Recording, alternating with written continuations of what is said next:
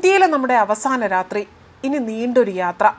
അപകടത്തിന് തൊട്ടു മുൻപുള്ള വിദേശ പൗരന്മാരായ 2 യുവാക്കൾ പങ്കുവച്ച വീഡിയോ ഇപ്പോൾ പുറത്തു വന്നിരിക്കുകയാണ്.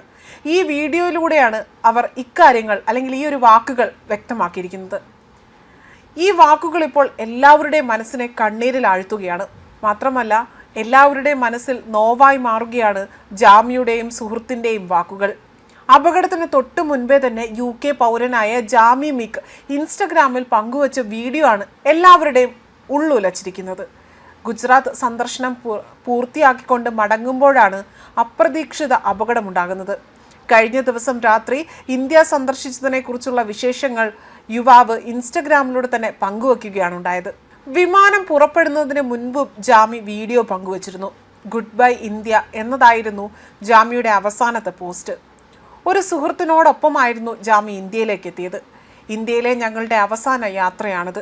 ഇത് ശരിക്കും മനോഹരമായ അനുഭൂതി തരികയായിരുന്നു. മനസ്സിനെ നൊമ്പരപ്പെടുത്തുന്ന ചില കാര്യങ്ങളും ഉണ്ടായിട്ടുണ്ട്. ഇതെല്ലാം ഒരുമിച്ച് ചേർത്തുകൊണ്ട് ഒരു വ്ലോഗ് തയ്യാറാക്കും. ഗുജറാത്തിലെ സ്വാദിഷ്ടമായ ആഹാര വിഭവത്തെക്കുറിച്ചും ജാമി പോസ്റ്റിൽ കുറിച്ചിട്ടുണ്ട്. വിമാനത്താവളത്തിൽ നിന്നും യുവാക്കൾ വീഡിയോ എടുക്കുന്നുമുണ്ട്. ഇതെല്ലാം തന്നെ ഇവർ ഇൻസ്റ്റഗ്രാമിലൂടെ തന്നെയാണ് പുറത്തുവിട്ടിരിക്കുന്നത്.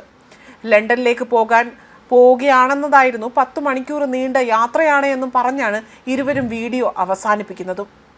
ഈ വീഡിയോ കണ്ടു തീർക്കുന്നത് വരെ നമ്മുടെ നെഞ്ചിനെ വല്ലാത്തൊരു നോവൽ അനുഭവപ്പെടും. അതേസമയം രാജ്യത്തെ വേദനയിലാഴ്ത്തിയ അഹമ്മദാബാദ് വാഹനാപകടത്തിൽ ഒരാളെ ജീവനോടെ കണ്ടെത്തിയെന്ന റിപ്പോർട്ടുകളാണിന്ന് പുറത്തു വന്നത്. 11A സീറ്റിൽ യാത്ര ചെയ്തിരുന്ന ആളെയാണ് ജീവനോടെ കണ്ടെത്തിയതെന്നും പരിക്കേറ്റ യുവാവ് ഇപ്പോൾ ചികിത്സയിൽ കഴിയുകയാണ് എന്നും അഹമ്മദാബാദ് പോലീസ് ദേശീയ വാർത്താ ഏജൻസിയായ PTIയോടാണ് പ്രതികരിച്ചത്. രമേശ് വിശ്വാസ് കുമാർ എന്ന യുവാവാണ് 11A സീറ്റിൽ യാത്ര ചെയ്തിരുന്നതെന്നും റിപ്പോർട്ടുകളുണ്ട്. അപകടത്തിൽപ്പെട്ട വിമാനത്തിൽ 242 പേരായിരുന്നു ഉണ്ടായിരുന്നത്. ആരെയും തന്നെ ജീവനോടെ രക്ഷിക്കാനായില്ല എന്നായിരുന്നു പോലീസ് നേരത്തെ അറിയിച്ചിരുന്നത്. 204 പേരുടെ മൃതദേഹങ്ങൾ അപകട മേഖലയിൽ നിന്ന് തന്നെ കണ്ടെത്തുകയാണ് ഉണ്ടായത്. സർദാർ വല്ലഭായ് പട്ടേൽ അന്താരാഷ്ട്ര വിമാനത്താവളത്തിൽ നിന്ന് പറന്നുയർന്നതിന് തൊട്ടു പിന്നാലെയായിരുന്നു സമീപത്തുള്ള മെഡിക്കൽ കോളേജ് ഹോസ്റ്റൽ കെട്ടിടത്തിലേക്ക് വിമാനം തകർന്നു വീഴുന്നതും. ഉച്ചയ്ക്ക് 1:30 അപകടമുണ്ടായത്. അഹമ്മദാബാദ് അന്താരാഷ്ട്ര വിമാനത്താവളത്തിലെ 23-ാം നമ്പർ റൺവേയിൽ നിന്ന് AI-171 ബോയിങ് 787 ഡ്രിലൈനർ വിമാനം ലണ്ടനിലേക്ക് പറന്നുയരുകയാണ് ഉണ്ടായത്. 625 അടി ഉയരത്തിലെത്തിയ വിമാനത്തിൽ നിന്ന് എയർ ട്രാഫിക് കൺട്രോളിലേക്ക് അപായ സന്ദേശം ലഭിക്കുകയും ചെയ്തിരുന്നു.